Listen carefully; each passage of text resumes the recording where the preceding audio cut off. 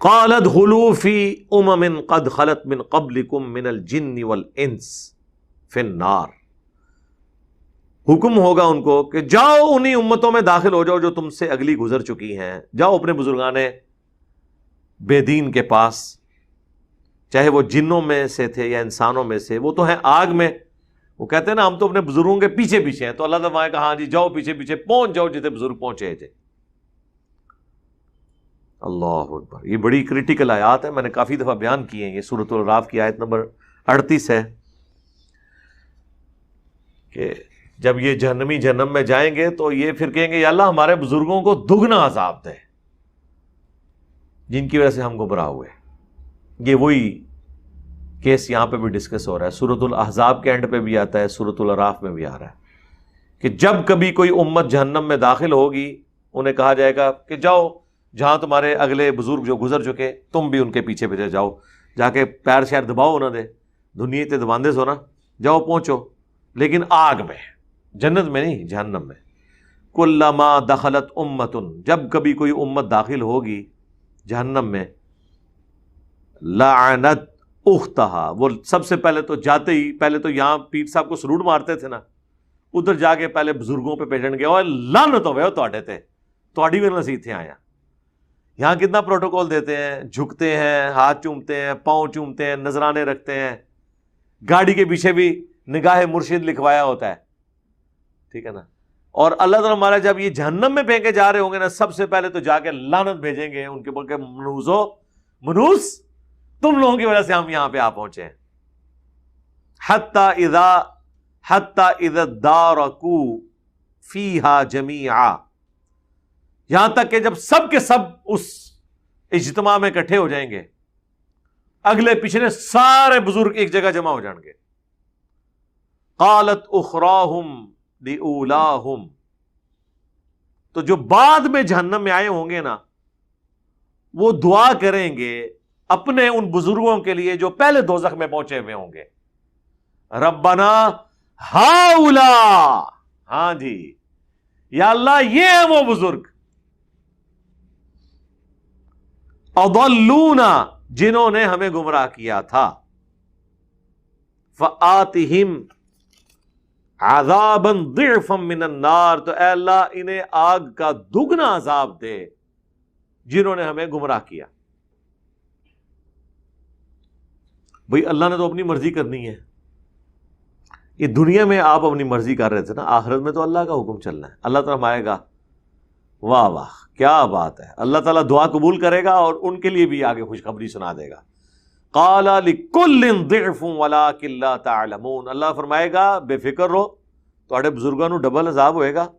تانوں بھی نال ہوئے گا ڈبل عذاب، اس وجہ سے کہ تمہیں نہیں تھی عقل دی ہوئی تھی، تم نہیں سوچ سکتے تھے، اور اس وجہ سے کہ سرکار آپ بھی تو کسی کے بزرگ ہیں نا، اگر یہ آپ کے حضرات ہیں تو آپ بھی تو آنے والوں کے حضرات ہیں نا۔ ہاں، یہ اپنے بزرگوں کے نام اکابرین، بزرگان دین اتنی عزت سے اس لیے لیتے ہیں کہ کل کو جب ہم مرے نا تو ہم بھی اکابرین ڈکلیئر ہوں۔ تو اللہ تعالیٰ فرمائے گا کہ جس طرح تمہارے اکابرین نے تمہیں گمراہ کیا، تم بھی تو اپنے زمانے کے مفتی اعظم تھے نا، آج کے مفتی اعظم تو وہ ہیں نا جو آج کے ہیں۔ جب یہ اپنے بڑوں کے لیے کہیں گے کہ یا اللہ ان کو ڈبل عذاب دے، تو ان کے جو آج کل کے چھوٹے ہیں وہ تو ان کے لیے بھی ڈبل عذاب مانگ رہے ہوں گے نا۔ تو اللہ تعالیٰ کوئی لمبی چوڑی کے بجائے اللہ کہے گا جی سب کو ڈبل، جاؤ موجہ مارو، سارے نو ڈبل عذاب دے، بونس، وَلَٰكِن لَا تَعْلَمُونَ، لیکن تم جانتے نہیں ہو۔ وَقَالَتْ أُولَاهُمْ لِأُخْرَاهُمْ، جب اللہ تعالیٰ کہ کہنا سب کو دگنا عذاب ہے، پھر وہ بڑوں کو بھی تھوڑا سا صبر آئے گا، وہ پھر کہیں گے اپنے چھوٹوں سے فَمَا كَانَ لَكُمْ عَلَيْنَا مِنْ فَضْلٍ،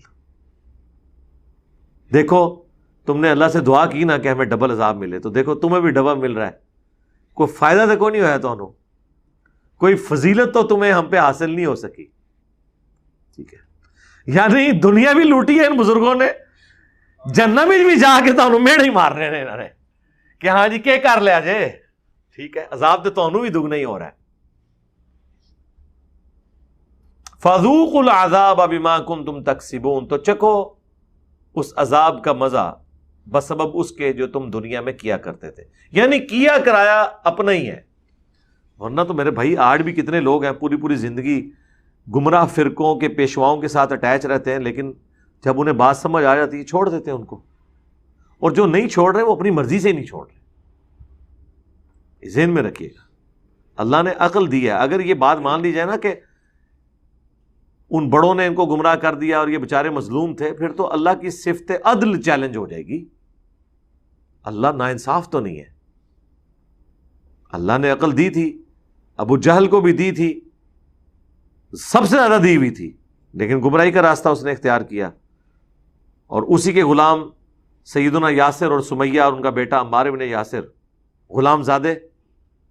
ایمان قبول کر لیا. اللہ نے عقل دی ہوئی تھی، استعمال، حالانکہ ان غلاموں کو پتا تھا کہ اس کا انجام کیا ہونا ہے. مکے میں جتنی تکلیفیں ہیں یہ امیر صحابہ نے تو نہیں کاٹی، سب غریبوں نے کاٹی ہیں.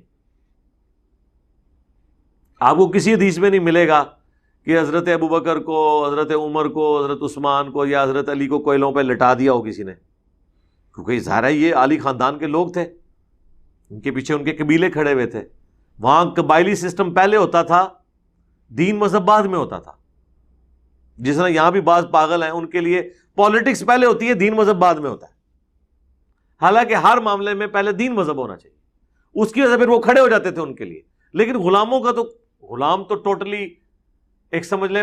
کموڈٹی اور ایک پروڈکٹ ہوتی تھی نا کسی آقا کی. جس طرح کسی کی لکڑی ہیں، چاہے اسے آگ میں جلا دے، چاہے اسے چھت کے اوپر لنٹر کے طور پہ ڈال لے، کوئی اس کو پوچھ نہیں سکتا تھا. اس طرح غلاموں کی زندگی یہ تھی عرب کے قبائل میں، قبائلی سسٹم کے اندر. اس لیے ان کے حق میں کوئی نہیں کھڑا ہوتا تھا، نہ ان کی کوئی یونین ہوتی تھی، نہ کوئی آرگنائزیشن ہوتی تھی. اس لیے پھر سر غلاموں کو سلام ہے کہ جنہیں یہ پتہ ہے کہ ہمارا کوئی پرسان حال بھی نہیں ہوگا، الٹا تکلیفیں ہمیں اٹھانی پڑیں گی، اس کے باوجود انہوں نے کلمہ پڑھا ہے. امیر بندوں کا کلمہ پڑھنا چھوٹی بات تھی، غلاموں اور غریبوں کا کلمہ پڑھنا بڑی بات تھی. اور پھر جب ان کو نظر بھی آ رہا ہے حضرت بلال کو کن تکلیفوں سے گزرنا پڑا، حضرت خباب کو کن تکلیفوں سے گزرنا پڑا، حضرت عمار بن یاسر ان کے ماں باپ کو کن تکلیفوں سے گزرنا پڑا، اس کے باوجود دیکھنا ایمان کی لذت تھی کہ انہوں نے تکلیف اڈاپٹ کی،